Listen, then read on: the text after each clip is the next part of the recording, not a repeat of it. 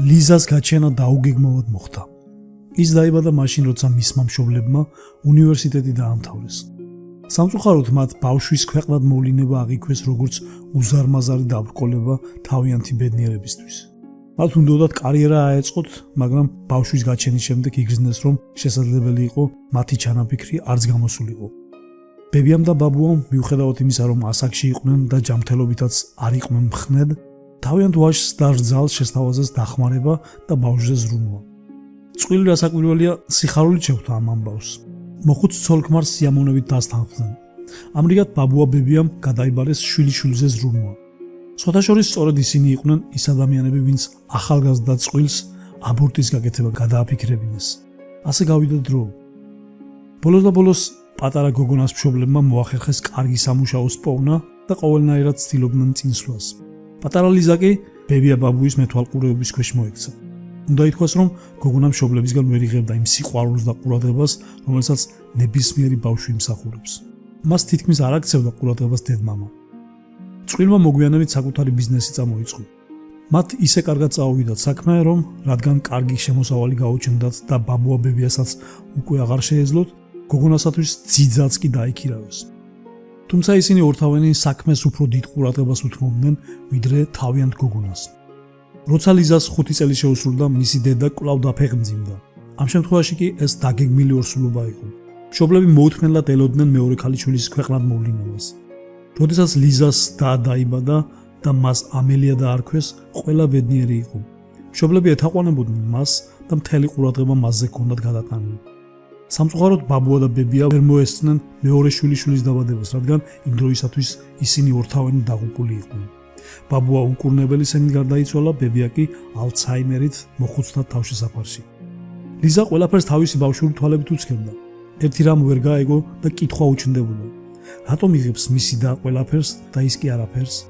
თავის ასაკში მას უკვე ყველაფერი ესმოდა და ყველაფერს ხვდებოდა. ამასთან ერთად ის სრულიად დამოუკიდებელი ბავშვი იყო და საკუთარ თავზე თავად ზრუნავდა. ვერ წარმოიდგენთ, როგორი სევდიანი იყო ხოლმე, როცა გრძნობდა, რომ ვერ იღებდა იმ სიყვარულს, რაც ბავშვმა უნდა მიიღოს მშობლებისგან. გავიდა რამდენიმე წელი. ლიზამ დაამთავრა დაწყებითი სკოლა. მალე ამავე სკოლის ხელმძღვანელობა სასწავლო წლის დამთავრების აღსანიშნავად ზეიმის გამართვას გეგმავდა. გოგონა მორცხვად მივიდა მშობლებთან იმისათვის, რათა მათთვის ახალი კაბის ყიდვა ეთხოვა და მაღაზიაში გაყოლა.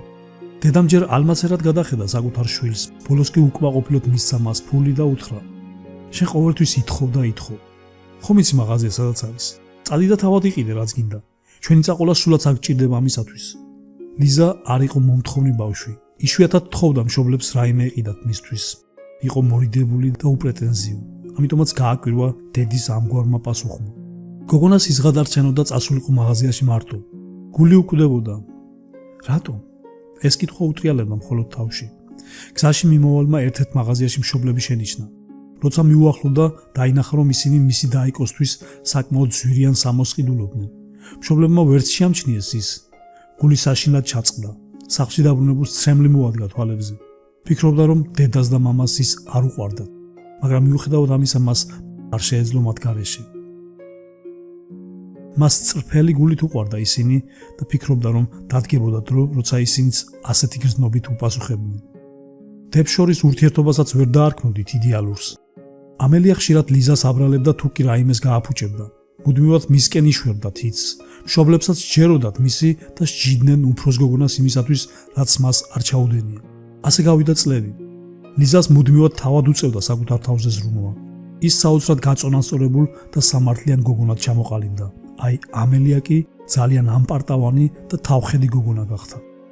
ლიზამ წარმატებით დაამთავრა სკოლა და სტიპენდიაც კი დაიმსახურა უნივერსიტეტში სწავლის გასაგრძელებლად.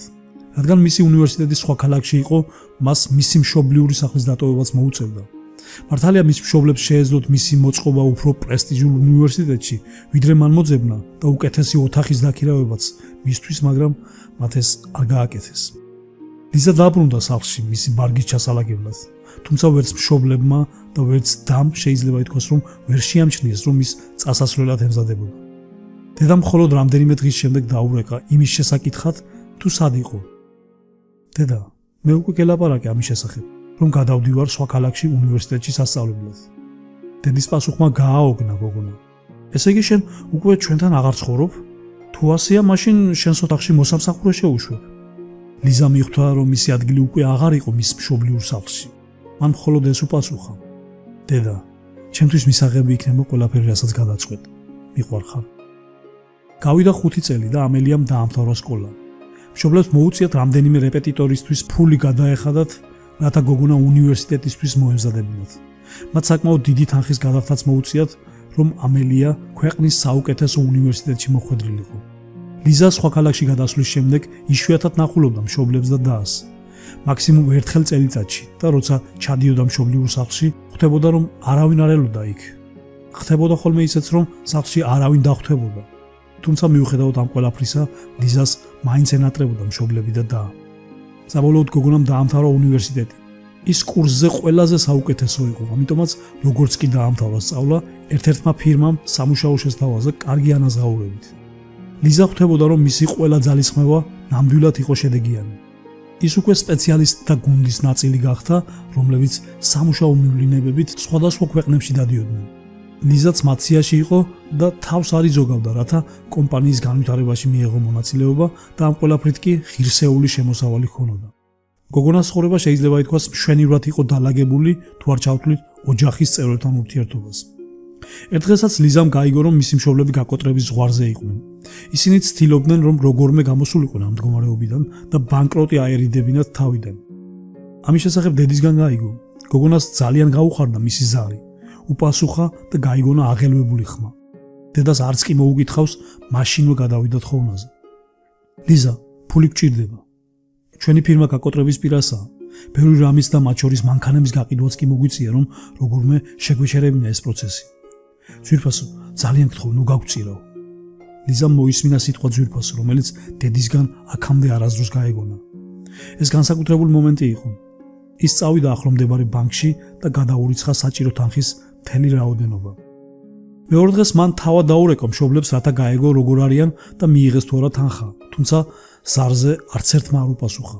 ერთი კვირის შემდეგ მამამ თავად დაურეკა მას იმისათვის, რათა კვლავ ეთხოვა ფული. აღმოჩნდა, რომ გაგზავნილი თანხა არ იყო საკმარისი. ლიზა დაპირდა, რომ ისევ გადაურიცხავდა. მან გადაწყვიტა, რომ მშობლებს დახმარებოდა იმით, რისი საშუალებაც ჰქონდა. მის ანგარიშზე არსებობდა გარკვეული თანხა, არც თუ ცოტა. ეს იყო მისი დანაზოგი, რაც მუშაობის დაწყებიდან დღემდე დააგროვა. თუმცა მოულოდნელად რაღაც ეჭვი გაკრთა მის გონებაში. მანამდე არასდროს არ შეპარვია ეჭვი, თუმცა ახლა რატომღაც გადაწყვიტა რაღაც ინფორმაციები მოეძებნა საკუთარ ოჯახზე. იცოდა, რომ მშობლები არ სარგებლობდნენ სოცქსელები, თუმცა აუცილებლად იქნებოდა მისი და რომელიმე ქსელში. ეძია სახელი და გვარი, თუმცა ძიებამ შედეგი ვერ გამოიღო. ბოლოს გაახსენდა მისი დაიკოს ყველაზე ახლო მეგობარი გოგონა. მოძებნა მისი პროფილი და ჩაუყვა მისი მეგობრების სიას. ამ სიის შუაში კი აღმოჩნდა მისი და ამელია ინიციალებით. დაიკოს მთავარი ფოტო მაშინვე მოხვდა თვალში. გადავიდა პროფილზე და მისი ფოტოების დაათვალიერა. სახტად დარჩა, როცა ერთ ფოტოს მოკრა თვალი. ამ ფოტოზე მამა იმ მანქანასთან იდგა ლუდით ხელში, რომელიც მათი თქმით გაყიდეს. სავარძლებში კი დედა და ამელია ისხდნენ ბედნიერი სახეებით. მომდენო ფოტო ძვირფას რესტორანში იყო გადაღებული, სადაც და დედასთან ერთად გემრიელად ვახშმობდა და საკოლექციო ღვინოსაც წრუპავდა. ყველა ფოტო იყო ახალი და მას შემდეგ ატვირთული, რაც ლიზამ ფული გადაურიცხა მათ. თითქოს გულში ბასრი დანა ჩასცეს, გუნება მოეწამლა. კიდევ არ უნდოდა იმის დაჯერება, რომ მისი ოჯახის წევრები ატყუებდნენ. თუმცა ფაქტი ჯიუტი იყო, ეჭვის შეტანა არ შეიძლებოდა. საბოლოოდ მიხვდა, რომ აჯობებდა ყველაფრისთვის ხაზი გადაესვა. უნდა მიეღო და შეგუებულიყო იმ აზრს, რომ მისი ოჯახისთვის ის არასდროს არ ყოფილა მნიშვნელოვანი. არასდროს მიუღია მათგან სითბო, რასაც ასე ნატრობდა ყოველთვის. მთელი ცხოვრება ცდილობდნენ როგორმე მის გარეშე ყოფილიყვნენ. დაჭირდათ და სწორედ მაშინ გაახსენდათ. მიიღო გადაწყვეტილება, რომ მათთვის 1 ცენტიც არ გაეგზავნა. უკვე აშკარა იყო, რომ მათ ფული მეტი კომფორტისთვის სჭირდებოდათ. ერთი კვირის შემდეგ ლიზას კვლავ დაურეკა დედამ და ნაწყენი ხმით უთხრა, რომ ჯერ კიდევ არ მიუღიათ ფული მისგან. ლიზამ უთხრა, რომ არ აპირებს მათთვის არაფრის გაგზავნას. როგორ შეგიძლია ასე მოგვიქცე? ჩვენ შენი ოჯახი ვართ. შენ მე გაგაჩინე, ეუბნებოდა დედა აღელვებული ხმით. გოგონამ არაფერი უპასუხა, უბრალოდ ზარი გაუთიშა. ერთი მხრივ საშინლად გრძნობდა თავს იმისათვის, რომ არ დაეხმარა მათ, მეორეს მხრივ კი გრძნობდა, რომ ის უკვე სწორად მოიქცა. ისინი არაფრის ღირსი არ არიან მისგან. შეიცვალა ტელეფონის ნომერი, რათა მეტად აღარ მოესმინა საუბარი იმადგან, რომლებიც მხოლოდ ატყუებენ და გულს ტკენენ. მალე ლიზას ოჯახმა ნამდვილად განიცადა ეკონომიკური კრახი და მათი კომპანია რეალურად გაკოტრდა. მათ მართლაც მოუწიათ მთელი ქონების გაყიდვა იმისათვის, რათა როგორმე შეეჩერებინათ დაღმავალი პროცესი, თუმცა უშედეგოდ. ყველაფერი დაკარგეს. ახლა პატარა ნაქირავები ბინაში ცხოვრობენ თავიანთ უმცროს ქალიშვილთან ერთად, რომელმაც აქამდე ვერ დაამთავრა უნივერსიტეტი. ყველაფერი შეიძლებოდა სულ სხვაგვარად განვითარებულიყო, რომ დედმამას უფროსი ქალიშვილისთვის ცოტათი მეტი დრო დაეთმოთ. ეზრუნათ მასზე და ყვარებოდათ ისე, როგორც უმცროსი შვილი. ლიზას მოუწია შეგუებოდა იმ ფაქტს, რომ მის ოჯახს ის არასდროს არ ყვარებია. მან გადაწყვიტა, რომ მეტად აღარ ქონოდა ურთიერთობა ოჯახთან, თუმცა რადგან გულში ისე ქონდა მათი წრფელი სიყვარული, არავინ იცის რა მოხდებოდა მომავალში. ეს ისტორია გვასწავლის იმას, რომ აუცილებელია გვიყვარდეს ჩვენი შვილები ერთნაირად და არ ვარჩევდეთ მათ ერთმანეთისგან. ვინაიდან ეს მხოლოდ იმას დააზიანებს, ვის მიმართაც არ ვიჩენთ საკმარის სიყვარულს. ამელია, რომელიც ყველაფერს იღებდა ბავშვობაში, ვერაფერს ვერ მიაღწია, ცხოვრობს მშობლებთან ერთად.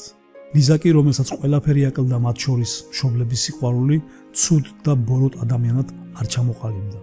პირიქით, წარმატებული და საჭირო ადამიანი გახდა. დღეისათვის სულ ეს იყო, მეგობრებო. იმედი მაქვს, ნამდვილად მოგეწონათ ისტორია და ვიცურვებდი, რომ გაგეზიარებინათ ყველასათვის. ნუ დაიზარებთ ვიდეოს მოწონებას და გპირდებით მალე ახალი საინტერესო ისტორიით დაგიბრუნდებით. ნახვამდის.